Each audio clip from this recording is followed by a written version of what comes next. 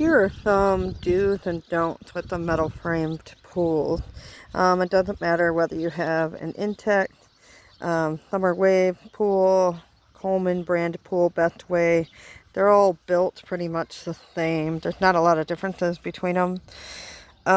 One big don't that I see a lot of people do, they overfill their pool.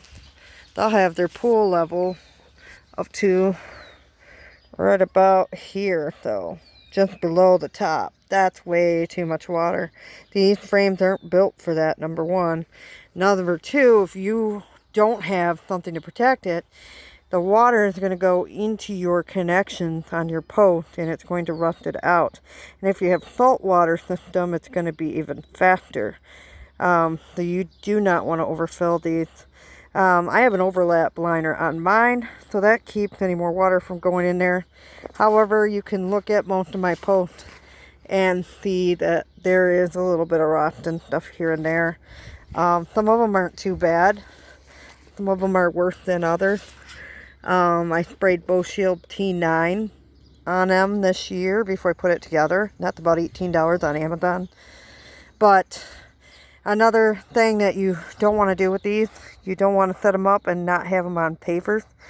And you want to keep a close eye on your poles. Because even after we had this set up in full, I still had to use a floor jack to pull out a few of the pavers. Because a couple of my posts were almost completely off the pavers because it shifted the weight of the water, or my daughter roughhousing in it.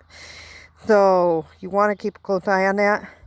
Mine aren't professional or anything. I just put the kind of thinnest, widest pavers I could find under this. And that's what I would recommend. Or digging the ground out enough for them to be level. That would be ideal. I didn't do that. But as you can see, if you look at this paver here, it's kind of exposed. There's not a whole lot there. The other thing I did, you want to make sure the bottom of your liner is supported on the edges. Because the liners on these pools are very thin. And you will get pinhole leaks if your child stands on the edge and there's not enough support around the edges. So you want to make sure you do that. One issue I've had with the overlap liner that I just discovered a couple days ago was when I did this upgraded Hayward skimmer on here, I didn't do the inside right. And so if I show you, inside the pool, I put some of that JB water weld in there because I had a couple spots where it was leaking in between the two liners. You want to be careful and pay attention to that. Do get a sand filter. That'll help you. It'll simplify your life. Your pool will be much cleaner. It's easier to maintain. You can vacuum it. It's just a lot simpler to keep it clean. But you have to maintain that, backwash it. Those are important things to know.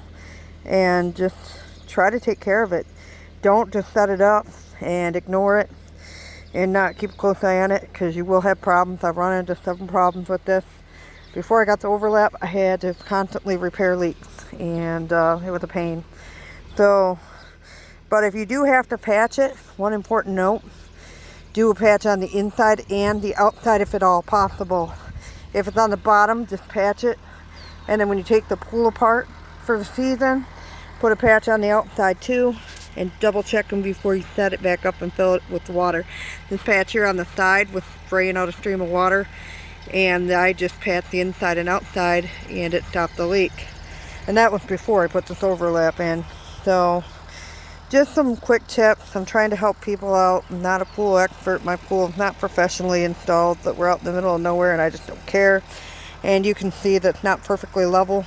That's another thing. If you can get it level, you definitely want it level. The bottom of my pool is not anywhere close to level, and you can look at the frame and tell that it's off.